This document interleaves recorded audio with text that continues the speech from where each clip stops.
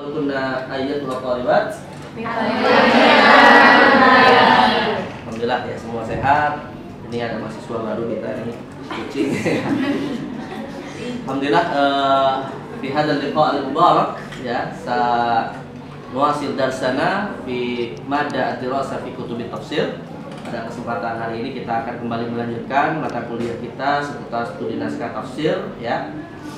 Di mana fil liqa' al-madi, pada pertemuan sebelumnya kita sudah membahas seputar tafsir di masa Nabi SAW dan para sahabat. Kita sudah mengenal, sudah memahami, mempelajari bagaimana perbedaan penafsiran dan pemahaman antara Nabi dengan para sahabat. Juga kita sudah mengenal masadirut tafsir di hadil marhalah, sumber-sumber penafsiran pada masa sahabat.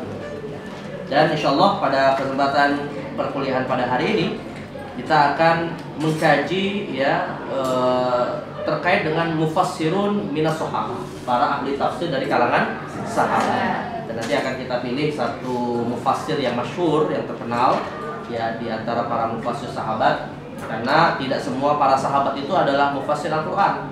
Ya, ada sebagian yang memang banyak diriwayatkan darinya tafsir-tafsir Quran. Nah, dalam hal ini Syekh Az-Zahabi rahimahullah taala ya menyebutkan setidaknya ada 4 mufassir terkenal dari kalangan para sahabat yang banyak diriwayatkan dari mereka tafsir-tafsir Al-Qur'an, khususnya kalau kita membaca kitab-kitab tafsir bin Mansur. Yaitu 4 orang sahabat ini secara berurutan adalah Abdullah bin Abbas radhiyallahu anhu, kemudian yang kedua Ali bin Abi Thalib radhiyallahu anhu, yang ketiga Abdullah bin Mas'ud radhiyallahu anhu, dan yang keempat Ubay bin Ka'ab radhiyallahu anhu. Nah, tapi dari 4 tokoh mufassir sahabat ini kita pada hari ini akan mengenal satu saja yang mufassir di antara para sahabat, yaitu Sayyidina Ibnu Abbas, sosok sahabat yang dikenal dengan nama Turjumanul Quran, bahwa beliau sangat ahli dalam bidang tafsir. Tapi qabla syuru' ila hadzal daras ya, seperti biasa kita akan mengabsen terlebih dahulu ya mahasiswa yang hadir, mudah-mudahan hadir semua. Tidak ada yang baik absen ya. Baik, saya sebut namanya seperti biasa dan dijawab ya. Yang pertama Afiyah Qardawi.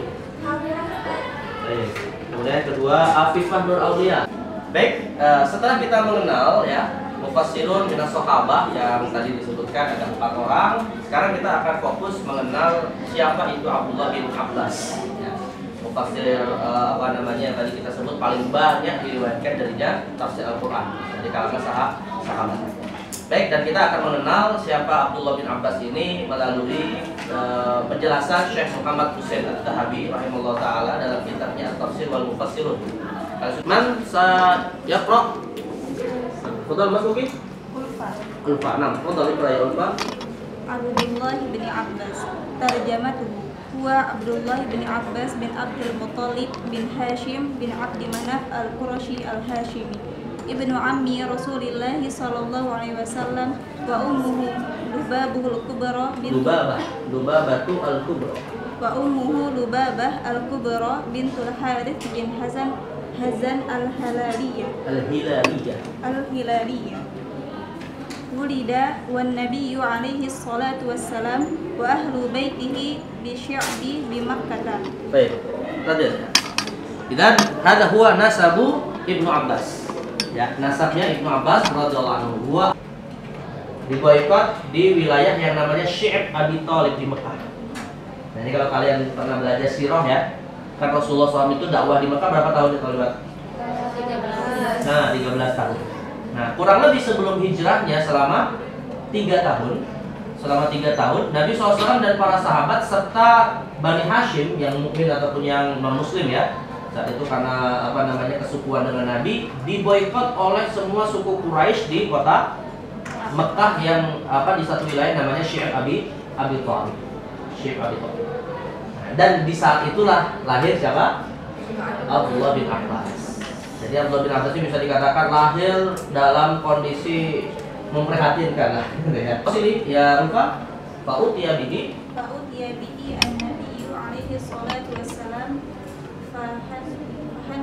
fahannakahu biriqihi Wadhalika قبل الهجرة ب3 سنين ولازم النبي عليه الصلاة والسلام في صغره لقرابته منه ولأن خالته ميمونة كانت من أزواج رسول الله صلى الله عليه وسلم توفي رسول الله صلى الله عليه وسلم وله من العمر 13 سنة وقيل 15. طيب كيف أولا طيب هذه لمحة ya lamhah mujazah an sirati Ibni Abbas fi hayatihi yakni an alaqatihi bin Nabi SAW. Jadi Ibnu Abbas dipuji sebagai sosok yang paling berilmu di antara umat Nabi Muhammad SAW. Nah, pertanyaannya kalau sekalian, penasarankah dengan ilmunya Ibnu Abbas? Nah, penasaran tidak? Bagaimana beliau keilmuannya bisa kita ketahui? Ya masalahnya kan kita nggak sezaman dengan beliau. Kalau nunggu nanti di hari kiamat kelamaan. Nah, alhamdulillah nih ya, saya sudah siapkan satu cuplikan film ya yang ada di seri film Musalsal Hasan Hussein dan Muawiyah. Cuplikan film perdebatan Ibnu Abbas dengan kelompok Khawarij pada masa Khalifah Ali bin Abi Thalib. Di situ kita akan melihat gambaran bagaimana beliau sangat luar biasa bisa membantah dengan hujah-hujah yang kuat terhadap pemikiran-pemikiran yang saat itu dianggap menyimpang dalam khususnya penafsiran Al-Quran ya, karena orang-orang Khawarij ini kan menyampaikan pendapatnya tapi pakai ayat Al-Quran seakan-akan itu benar dari Al-Quran padahal penafsirannya yang bermasalah. Baik, kita saksikan ya videonya kurang lebih beberapa menit ya. Silakan kalian tonton.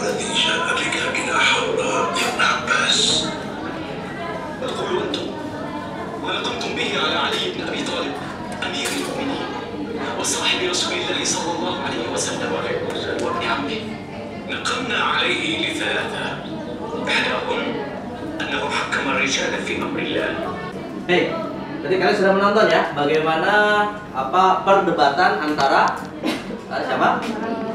Ibnu Abbas dengan kelompok Khawarij ya, yang saat itu memberontak kepada Khalifah Ali bin Abi Thalib. Dan mereka tinggal di satu tempat namanya Haura. Makanya tadi kan disebutkan oleh salah satu tokohnya limada jita ilaha Haura ya, kenapa engkau datang ke Haura. Makanya kelompok ini kemudian nanti disebut dengan Haruriyun ya, jadi nisbat kepada tempat Haura. Baik, tadi ada berapa diskusi yang disampaikan antara Ibnu Abbas dengan kelompok Khawarij ini? Tiga ya. Nah, sekarang coba saya tes nih pemahaman masing-masing nih. Yang pertama terkait dengan masalah argumentasi mereka bahwa Ali telah tidak menjalankan hukum Allah. Gimana nih? Coba jelaskan, siapa yang bisa? Nah ya, gimana ya? Nur Halisa. Baik, isyrah bil lughah al-arabiyyah. Bil Indonesia. Betul. Iya. Kaum Khawarij ini memberontak Khalifah Ali karena mereka menganggap Khalifah Ali itu tidak berhukum, Khalifah Ali berhukum kepada manusia. Padahal tidak ada hukum selain hukum dari Allah, kata mereka. Kemudian dibantah oleh Ibnu Abbas bahwa dibuka saja gitu ya. Allah itu berfirman wa in khiftum shiqaqa bainihima fab'athu hakaman min ahlihi wa hakaman min ahliha. Ketika terjadi perselisihan di rumah tangga, boleh mengambil orang manusia yang bisa menyampaikan mereka gitu. Apalagi untuk urusan yang lebih besar dari itu untuk menjaga darah kaum muslim. Baik, ahsan deh ya. Jadi ini pentingnya pemahaman ya, tidak hanya comot ayat lalu kemudian ditafsirkan seenaknya aja ya. Oke, betul si ayatnya ini hukmu illa lillah. Oh, tapi kan sepihak, harus ditafsirkan dengan ayat yang lain. Nah, tadi dicontohkan wa in khiftum itu kan sebenarnya menafsirkan ayat ini hukmu illa lillah. Baik, ini yang pertama ya. Yang kedua, kasus Basrah tadi ya. Coba siapa yang kedua? Silakan. Nah, baik. Mas mungkin Qurratu A'yun. Baik, gimana nih penjelasannya? Jadi kan tadi di sana menyatakan bahwa mereka membenci Ali karena melepaskan tawanan Basrah. Nah, di sini tuh dijelaskan sama Ibnu Abbas bahwa Ali melepaskan tawanan Basrah dengan setelah perang atau sebelum perang? Setelah perang. Oh, setelah perang. Melepaskan tawanan Basrah setelah perang itu dan tidak mengambil hartanya itu karena mereka Muslim kan. Lalu dikiaskan pula pada perang Jamal, di mana di sana juga yang dipimpin oleh Ummul Mukminin Aisyah radhiyallahu anha kan kalah kan, yang menang itu dengan apa Ummul Mukminin Kalah Mu'minin. Iya, yang menang Ali. Ali betul. Ali bin Abi Thalib. Dan tidak mungkin gitu. Masa Ali bin Abi Thalib akan menjadikan Ummul Mukminin seorang istri Nabi menjadi tawanan perang, menjadi budak? Kan itu salah satu sikap yang melecehkan, dan tadi kata Ibnu Abbas faqad kafaro, bisa kafir gitu dengan hal itu. Iya, jadi penjelasan Ibnu Abbas di sini ya kayak gitu. Dikiaskan ke perang Jamal. Jadi betul gitu sikap Ali itu. Artinya kalau peperangan itu terjadi antara sesama muslim, ya, maka tidak boleh kemudian diperlakukan saudara muslimnya layaknya seperti tawanan perang. Ya, karena seakan-akan nama saudara muslim, saudara kita sendiri gitu. Apalagi oleh itu Ummul Mukminin. Nah, maka Ali pun menyikapi tawanan atau menyikapi orang-orang yang di Basra yang saat itu memberontak sebagaimana beliau menyikapi pasukan yang dibawa oleh Sayyidah Aisyah radhiyallahu anha. Dan ini kemudian artinya gini ya terlibat. Saat itu orang Khawarij itu memberontak gara-gara kebijakan Ali ini dianggap menyimpang dari Al-Quran. Karena menurut orang Khawarij, Ali kan harusnya menjalankan perintah dalam Al-Quran tentang surah Al-Anfal. Kalau yang namanya perang ya yang kalah harus dilawan, hartanya jadi rampasan perang. Jadi seakan-akan Ali menolak ayat Al-Quran. Itu juga yang membuat berani mereka mengkafirkan Ali. Nah, ini juga sama karena kita bicara konteksnya tafsir, ya, bahwa tafsir harus dipahami secara tepat. Tidak hanya secara tekstual. Artinya untuk siapa, kepada siapa, bagaimana hukumnya, itu nggak bisa diterapkan secara general dalam setiap kasus, padahal itu berbeda. Ini yang kedua. Yang ketiga terkait dengan perjanjian damai ya antara Ali dengan siapa? Muawiyah. Nah, itu gimana tuh gambarannya? Orang Khawarij argumentasinya? Siapa yang bisa jawab? Nah, ya silakan, siapa namanya? Hairunisa Amci. Coba? Hairunisa Amci. Hairunisa Amci. Itu Hairunisa-nya ada nggak? Dia maksudnya. Betul. Kalau permasalahan tentang perdamaian antara Ali dan Muawiyah.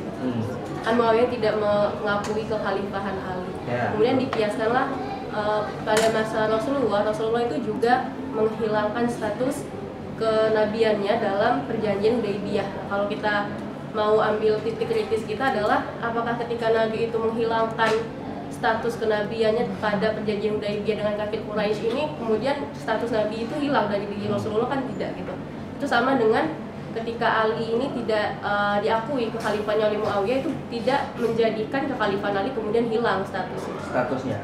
Artinya Ali saat itu ya ketika tidak disebut dalam suratnya bahwa bukan dari Khalifah Ali gitu ya, ketika sedang berdebat atau sedang bersengketa dengan yang tidak mengakui, bukan berarti yang membaiat Ali itu menolak Ali sebagai khalifah. Ya, sebagaimana kita ketika Nabi Muhammad dihapus kenabiannya dalam perjanjian Hudaybiyah, kalau disebut hanya Muhammad bin Abdullah saja, apakah kita kemudian otomatis gak beriman lagi dengan Nabi Muhammad?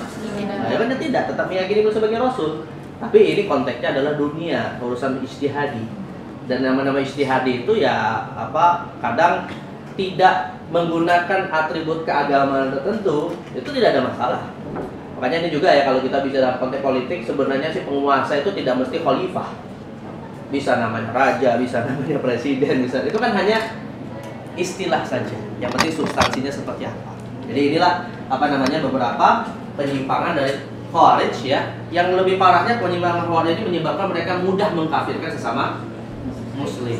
Dan alhamdulillah ya pada masa itu ada tokoh-tokoh besar, salah satunya adalah Abdullah bin Abbas ya, yang keilmuannya itu bisa membuat akhirnya apa yang terjadi tadi di akhir di penghujung cerita ini. Nah, sebagian kelompok Khawarij kemudian menyadari kesalahannya dan akhirnya bertaubat dan berbaur lagi dengan sesama umat Islam. Tapi tetap ada yang kemudian kekeh dengan sikapnya. Nah, inilah ya gambaran bagaimana Ibnu Abbas itu luar biasa. Kalau kita lihat dari sisi video ini, tentunya tadi bukan Ibnu Abbas sesungguhnya ya. Itu kan cuman figuran saja ya, menggambarkan. Tapi kira-kira antara figuran dengan aslinya tentu yang lebih baik yang mana? Asli. Yang asli. Tapi kira-kira figurannya saja gimana tuh argumentasinya? Cukup luar biasa. Bagus juga. Walaupun jelasnya pakai bahasa Indonesia, ya artinya kalian jelasnya pakai bahasa mungkin lebih bagus. Tapi ya begitulah ya. Ibnu Abbas radhiyallahu anhu. Nah, karena itulah ya sebagai penutup dari kuliah kita tentang Ibnu Abbas ini, Syekh Muhammad Husain Al-Zahabi rahimahullah taala, kalau kita melihat di kitabnya ya, itu menjelaskan bagaimana qimah dan mablagh ya. Bagaimana gambaran keilmuan dari Ibnu Abbas radhiyallahu anhu ini. Sebelum beliau membahas tentang manhaj sang mufassir dalam menafsirkan Al-Qur'an. Nah, ini insyaallah akan menjadi bahan diskusi kita pada pertemuan yang akan datang ya. Dan nanti di antara kalian atau semuanya harus mempersiapkan diri membaca materi terkait dengan bagaimana keilmuan Ibnu Abbas seperti yang dijelaskan oleh Syekh Az-Zahabi, dan juga bagaimana beliau dalam menafsirkan Al-Quran tentang riwayat-riwayat tafsirnya ya. Seperti disebutkan sebelum kita nanti mengkaji lebih dalam bagaimana produk-produk tafsir di masa para atau bukan pada generasi sahabat ya, yaitu generasi di mana kitab tafsir mulai disusun. Karena di zaman Ibnu Abbas, zaman para sahabat belum ada kitab tafsir. Tapi paling tidak referensi utamanya adalah dari riwayat Ibnu Abbas ya, khususnya kalau tafsirnya bil maksur. Insyaallah nanti akan kita bahas, tapi pada pertemuan yang akan datang kita akan mendiskusikan, kalian persiapkan ya mempersiapkan materi pembahasan tentang bagaimana keilmuan Ibnu Abbas dan juga manhajnya di dalam menafsirkan Al-Qur'an.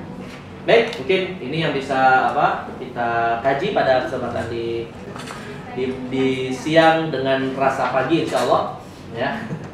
Mudah-mudahan memberi kita tambahan ilmu dan kita semakin mencintai para sahabat serta menghormati mereka sebagai generasi terbaik umat ini dan mengikuti jalan mereka di dalam menafsirkan ayat-ayat Al-Qur'an.